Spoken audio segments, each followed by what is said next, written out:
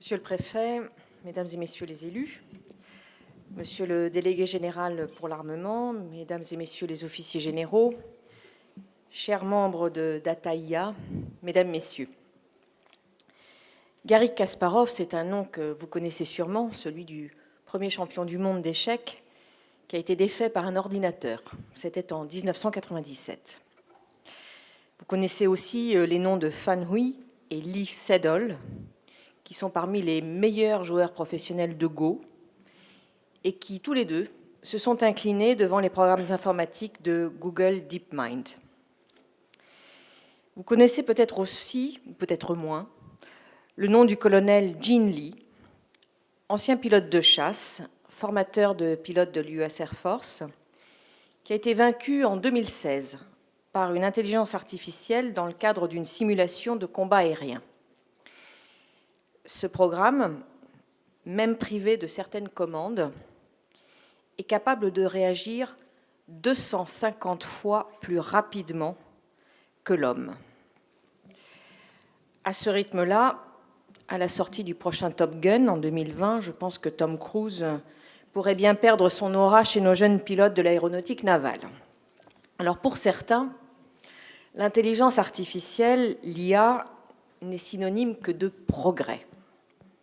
C'est en effet le moyen de détecter de façon plus précoce certaines maladies, de maîtriser notre consommation énergétique ou encore de s'adapter au rythme de chaque enfant dans le domaine de l'éducation. Et pour d'autres, l'intelligence artificielle n'est que menace et ouvre la voie au marketing irrespectueux de la vie privée, qui sait tout de vos envies de week-end à Rome, jusqu'à la propagation des fake news ou encore plus grave, à la manipulation des élections. Annonciatrice de l'immortalité transhumaniste ou au contraire de la fin de l'espèce humaine, l'intelligence artificielle nourrit aujourd'hui tous les fantasmes. Je voudrais vous assurer d'une chose, c'est que le ministère des Armées ne tombera dans aucun de ces excès. Nous choisissons en effet la voie de la responsabilité, celle de protéger à la fois nos valeurs et nos concitoyens, tout en embrassant les opportunités fabuleuses qui sont offertes par l'intelligence artificielle. Nous choisissons de donner à nos forces les moyens de remplir leur mission dans un environnement opérationnel qui se durcit, comme on peut le constater chaque jour. Nous choisissons de renforcer notre capacité à assumer à l'avenir nos responsabilités internationales au profit de la paix et de la sécurité. Pas un jour ne se passe sans qu'on ne parle d'intelligence artificielle, de ce qu'elle promet de révolutionner dans nos vies quotidiennes, des investissements massifs réalisés par toutes les grandes puissances étatiques comme économiques. Le développement de l'IA est donc désormais devenu un lieu de compétition stratégique, une course à la puissance technologique, économique, mais aussi militaire. Le président de la République a souhaité que la France prenne la place qui lui revient dans cette course en s'appuyant sur l'excellence de son tissu académique et industriel.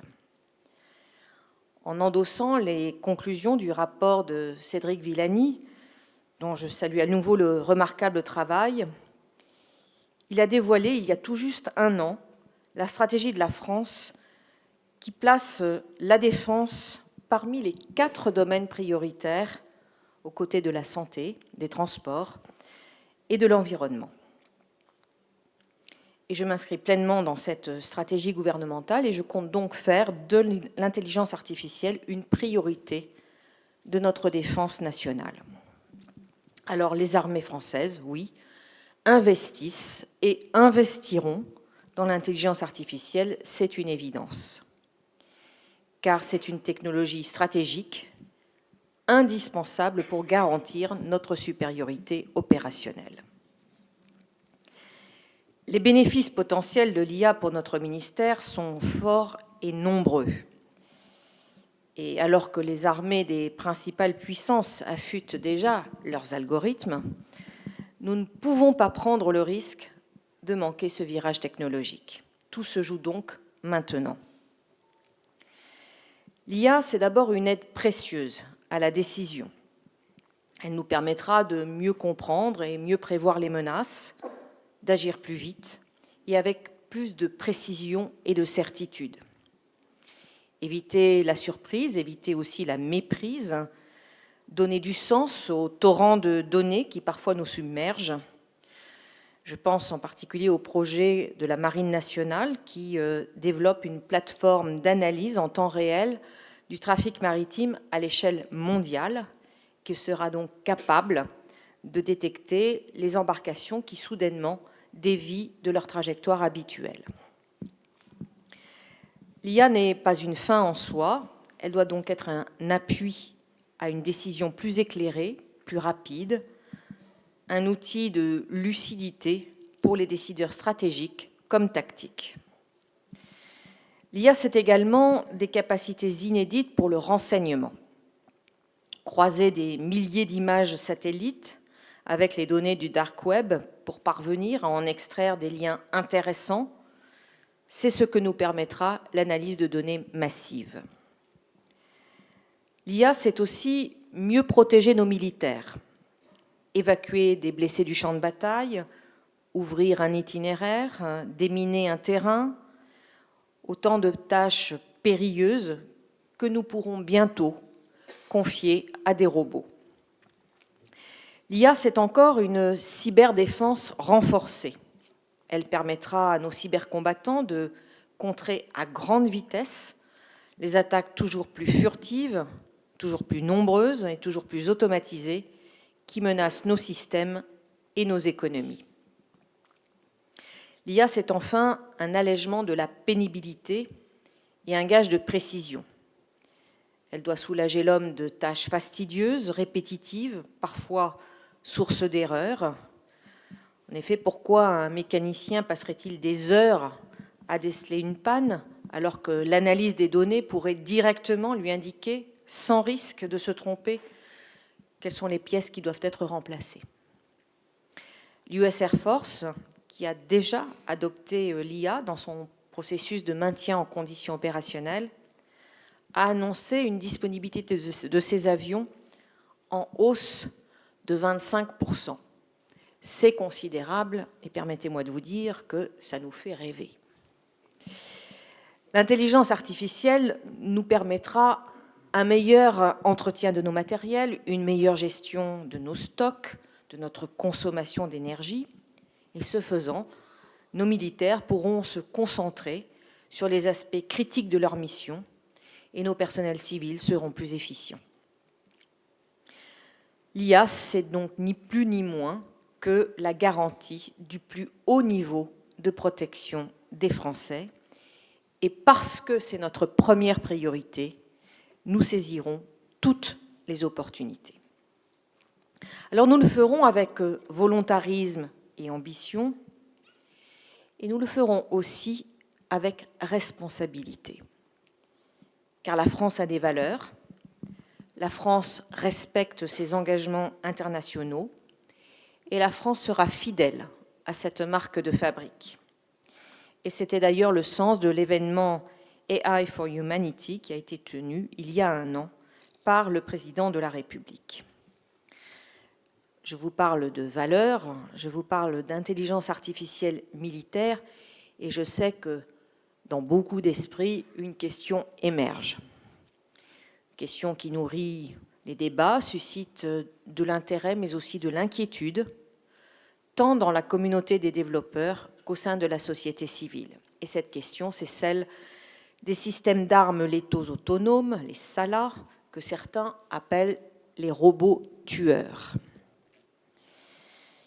Des systèmes d'armes qui seraient capables d'agir sans aucune forme de supervision humaine, qui seraient capables de modifier le cadre de la mission qui leur a été fixé, voire même de s'assigner eux-mêmes de nouvelles missions. Ces systèmes, je le dis de façon très catégorique, n'existe pas aujourd'hui sur les théâtres d'opération. Mais pour autant, ce débat est légitime. C'est d'ailleurs la France qui l'a introduit en 2013 aux Nations Unies dans l'enceinte de la Convention sur l'interdiction ou la limitation de l'emploi de certaines armes classiques. Et nous souhaitons que les discussions se poursuivent dans ce cadre multilatéral qui est le seul qui permettra d'aboutir à un encadrement des systèmes autonomes militaires. C'est le seul qui soit universel, crédible, efficace. Nous ne pouvons pas écarter le risque que de telles armes puissent être développées un jour par des États irresponsables et tomber entre les mains d'acteurs non étatiques. La nécessité de dégager un consensus robuste avec tous les autres États du monde n'en est donc que plus impérieuse. La position française est sans ambiguïté. Le président de la République a été parfaitement clair.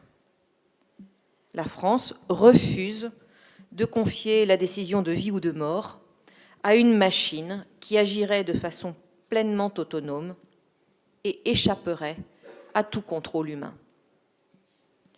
De tels systèmes sont en effet fondamentalement contraires à tous nos principes. Ils n'ont aucun intérêt opérationnel pour un État dont les armées respectent, comme les nôtres, les règles de droit international. Et donc, nous n'en déploierons pas. Autrement dit, Terminator ne défilera pas au 14 juillet. Nous développerons l'intelligence artificielle de défense selon 3 grands principes: le respect du droit international, le maintien d'un contrôle humain suffisant et la permanence de la responsabilité du commandement. Dans le domaine de l'action militaire, nous avons des lignes rouges qui sont tracées par le droit humanitaire international et par le droit des conflits armés. Je citerai par exemple la proportionnalité de la réponse, la discrimination entre combattants et non-combattants, ainsi que la minimisation des dommages collatéraux. L'intelligence artificielle ne fera bouger aucune de ces lignes. Au contraire, l'intelligence artificielle nous permettra de continuer à les respecter dans les conflits de demain. Et pour joindre les actes à la parole, j'ai pris la décision de renforcer l'examen de licéité de nos nouveaux armements dans le cadre de la réforme des programmes d'armement. Fruit d'un dialogue éclairé entre les directeurs de programme, les états-majors et les juristes, l'examen de licéité renforcé garantira la conformité des nouveaux moyens et matériels de guerre au droit international. Quel que soit le degré d'automatisation, voire d'autonomie de nos systèmes d'armes actuels et futurs, ceux-ci resteront subordonnés au commandement humain. Cela suppose que l'homme définisse et valide leurs règles de fonctionnement, leurs règles d'emploi et leurs règles d'engagement. Cela suppose qu'il exerce un contrôle suffisant sur les systèmes déployés. Pour veiller à ce que ces principes soient respectés dans la durée et pour nourrir notre réflexion éthique, alors même que de nouveaux usages de l'IA émergent tous les jours, j'ai décidé de créer dès cette année un comité d'éthique ministériel sur les sujets de défense. Ce comité sera un outil d'aide à la décision ou à l'anticipation. Il aura vocation à traiter en premier lieu des questions qui sont posées par les technologies émergentes, ainsi que par leur emploi par l'homme dans le domaine de la défense. Mais au-delà, les interrogations éthiques multiples liées à l'évolution du métier des armes ainsi que des espaces de conflictualité pourront lui être soumis. Ce comité sera mis en place dans les prochains mois. En son sein, la riche réflexion éthique des hommes et des femmes du ministère sera confrontée à celle de personnalités extérieures, puisant à diverses sources de réflexion, les sciences, la philosophie, le droit ou bien encore l'histoire. Le comité éthique ministériel aiguisera en outre son analyse par des échanges avec le Comité consultatif national d'éthique et les instances de réflexion du monde de la recherche et de l'industrie. La France sera donc la première grande puissance militaire à se doter d'une structure de réflexion permanente sur les enjeux éthiques des nouvelles technologies dans le domaine de la défense et se placera donc à la pointe de cette réflexion au niveau international. Les questions légitimes relatives à l'emploi de l'IA dans les systèmes militaires se posent en réalité dans tous les systèmes critiques. Et je pense en particulier aux véhicules autonomes que nous avons tous en tête. Ces questions ne pourront pas être résolues par une interdiction pure et simple.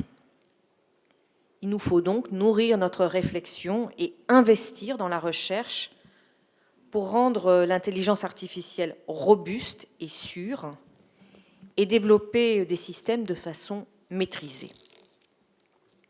Car si les questions éthiques sont primordiales, nous ne sous-estimons pas non plus les risques de nature technique. L'IA reste une technologie jeune et la faible maturité de certaines approches ne permet pas aujourd'hui de les utiliser dans ces applications critiques qui sont à très fort enjeu.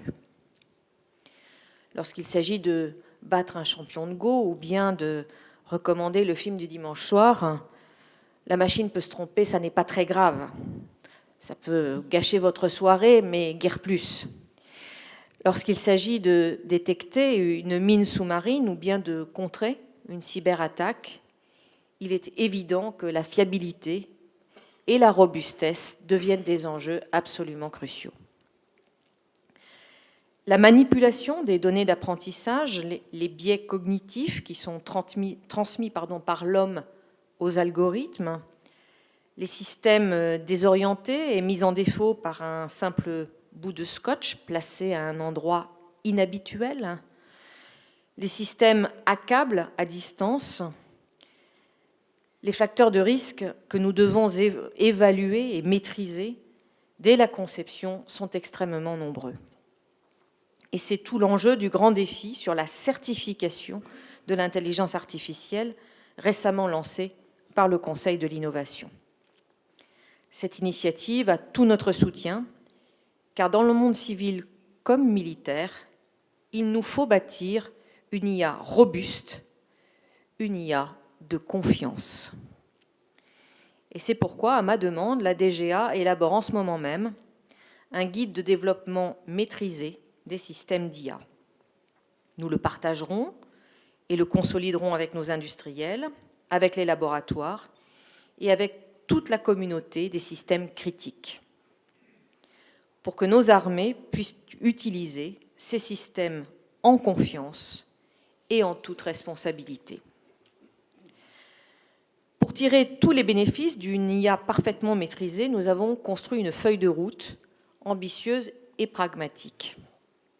Pour commencer, nous investirons d'abord dans les carburants de l'IA, c'est-à-dire les données et les capacités de calcul. Le ministère produit de très nombreuses données de toute nature et de tout niveau de confidentialité.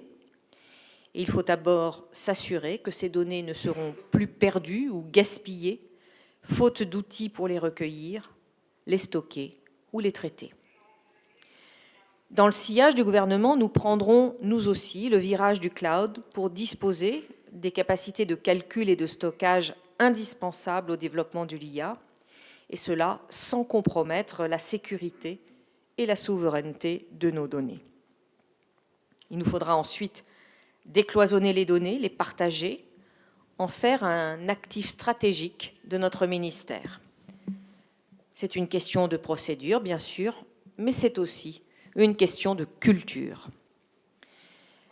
La DGNUM a élaboré une politique de gouvernance de la donnée capable de concilier ouverture et sécurité. Et je compte donc sur l'ensemble des services du ministère pour la mettre en œuvre, mais aussi sur toute notre communauté industrielle de défense pour être collaboratif et ne pas s'accrocher à une logique de propriétaire de données qui serait un obstacle à notre développement. Dans le domaine des équipements, nous avons identifié 6 domaines d'investissement prioritaires. Premièrement, l'aide à la décision et la planification, car nous devons pouvoir disposer des meilleures propositions dans des temps toujours plus contraints pour pouvoir décider vite et avec la plus grande justesse possible. Deuxièmement, le renseignement, car la supériorité informationnelle est un gage majeur d'autonomie stratégique. L'IA boostera nos moyens de fouille des données dans des proportions qui sont évidemment incommensurables. Troisièmement, le combat collaboratif, car intégrer de nombreux systèmes à l'intérieur d'une même bulle tactique renforcera nos capacités opérationnelles. Et demain, ce seront des avions, des chars, des bâtiments et des drones qui pourront communiquer et mener des actions ensemble. La robotique également, car soulager nos agents et nos militaires des tâches répétitives ou bien dangereuses renforcera leur efficacité et les protégera sur le terrain. Dès l'année prochaine, le programme de guerre des mines SLAMF mettra au point des essaims de robots sous-marins qui procéderont au déminage et qui permettront aux marins de se tenir à distance de la mine. Dans l'armée de terre, nous expérimentons d'ores et déjà des robots pour porter des charges lourdes ou bien pour évacuer des blessés. Et aussi les opérations dans le cyberespace, car tout comme les transactions financières, les cyberattaques deviendront haute fréquence et pour les contrer, la seule action humaine sera en dehors du tempo requis. Enfin, la logistique et la maintenance, car il en va de la sécurité de nos forces et de la disponibilité de nos flottes. J'ai demandé à la Marine nationale de lancer une expérimentation de maintenance prédictive sur les moteurs de certaines frégates et l'armée de l'air, qui travaille déjà sur la maintenance prédictive pour les Rafales, a lancé un projet identique sur la flotte de C-130J en coopération avec le Royaume-Uni et les États-Unis. Ces domaines spécifiques n'en excluent évidemment pas d'autres, comme la santé, les ressources humaines ou bien l'administration générale, qui sont des secteurs dont nous savons tous à quel point ils sont au cœur des développements et des applications actuelles. Alors, comme je l'ai annoncé il y a 1 an, nous investirons 100 millions d'euros par an de 2019 à 2025 pour le cœur de l'IA. Et c'est en réalité bien plus si l'on compte tous les systèmes qui seront irrigués par l'IA, car cet effort, il touche absolument tous les programmes d'armement, du Rafale au Scorpion, de l'espace au combat naval collaboratif. Nous développerons l'IA dans tous nos systèmes, mais tous seront conçus pour être opérationnels en toutes circonstances, c'est-à-dire y compris dans les modes les plus dégradés. Si demain, avec le développement des véhicules dits autonomes, nos petits-enfants n'éprouveront plus le besoin de passer leur permis de conduire, nos militaires, eux, seront formés pour être capables d'utiliser leurs équipements en toute situation. Et même lorsqu'une panne met hors d'usage certaines commandes. Nos aviateurs apprennent à piloter à vue et nous n'avons pas l'intention de changer ces méthodes d'apprentissage. L'IA, c'est également un défi pour notre organisation. Et je souhaite qu'au sein du ministère, nous prenions tous, sans exception, ce virage technologique. Il ne s'agit pas, je vous arrête tout de suite, de bâtir une armée de l'intelligence artificielle qui n'aurait pas de sens. Nous structurerons notre compétence en intelligence artificielle autour d'une cellule de coordination de l'intelligence artificielle de défense qui sera logée au sein de l'agence Innovation Défense. Le terme est devenu plus anglo-saxon. Cette équipe d'une dizaine d'experts pluridisciplinaires aura pour mission de coordonner l'action du ministère en matière d'IA. Il y a un an, je vous avais annoncé les 50 premiers recrutements dans le domaine de l'IA et je suis très fière de vous annoncer que nous multiplierons par 4 ces recrutements. D'ici 2023, la cellule de coordination s'appuiera sur un réseau de 200 spécialistes de l'IA, dont une centaine à Bru, au sein du centre technique de référence de DGA Maîtrise de l'information. Ce réseau développera les usages de l'IA dans tous les domaines, du théâtre d'opération jusqu'à la direction des affaires financières, en passant par le MCO aéronautique. C'est ainsi qu'ensemble, nous avancerons dans le bon sens. L'IA, c'est aussi le défi des talents. Nous devons recruter les meilleurs, retenir les plus ingénieux, faire progresser chacun d'entre eux. À l'image de l'Institut Polytechnique de Paris, tout près d'ici, je sais que nos écoles d'ingénieurs ont déjà pris le virage de l'IA. Nos écoles d'officiers s'y engagent aussi, et je ne peux que les encourager dans cette voie. Alors si je suis ici à Saclay aujourd'hui, c'est parce que je sais que cette feuille de route ambitieuse, nous ne l'accomplirons pas seuls. L'IA est un domaine tiré par la recherche académique d'excellence ainsi que par le secteur industriel. Et je suis très fière d'être parmi vous aujourd'hui au sein de Data IA. Le plateau de Saclay est à la convergence des talents les plus remarquables et nous comptons sur vous tous. Vous êtes parmi les leaders mondiaux de l'IA. Beaucoup nous envient votre talent à tel point qu'ils viennent chercher ici les cerveaux dont il manque. Ici à Saclay, ici en France, nous avons tous les atouts dont nos armées ont besoin. Alors je sais aussi la fascination voire l'attraction qu'exercent chez certains les grands groupes américains ou chinois du numérique. Et je ne sous-estime pas leur formidable réalisation ainsi que leur puissance de feu, si vous me permettez cette métaphore militaire. Mais ce dont nous avons besoin au ministère des Armées existe aussi ici, au sein des entreprises et des laboratoires français ou européens. C'est une IA robuste, explicable et demain certifiée.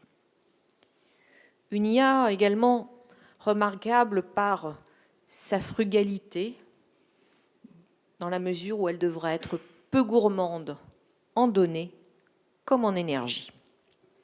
Enfin, une IA capable d'accomplir des tâches critiques en environnement contraint. L'Agence Innovation Défense a déjà commencé à identifier les meilleures compétences françaises, les meilleurs porteurs de projets parmi nos entreprises, nos start-up, nos instituts de recherche, nos universités, nos écoles. Et comme je vous le disais, la dualité de l'UA nous permet de pouvoir nous appuyer sur un secteur civil dynamique qui apportera au monde militaire de nombreuses réponses. Et je compte sur nos industriels pour favoriser l'intégration dans tous nos systèmes de solutions d'IA déjà disponibles. Je sais qu'en ces lieux, on développe des outils de façon partagée et ouverte, en open source, et c'est pour nous une source d'inspiration. Car il nous faut accélérer le transfert de ces solutions issues de ce vaste écosystème de la recherche vers l'industrie de défense. L'IA, nous en avons besoin dès maintenant. Et c'est dans cet esprit que nous conclurons des partenariats stratégiques dans les prochains mois. La France a une position cohérente et forte. Elle a également les capacités pour construire d'ambitieux partenariats internationaux pour garantir son autonomie stratégique. Ces partenariats reposeront en premier lieu sur les coopérations déjà approfondies qui nous lient avec nos partenaires allemands et britanniques, avec qui nous sommes engagés dans des développements capacitaires communs.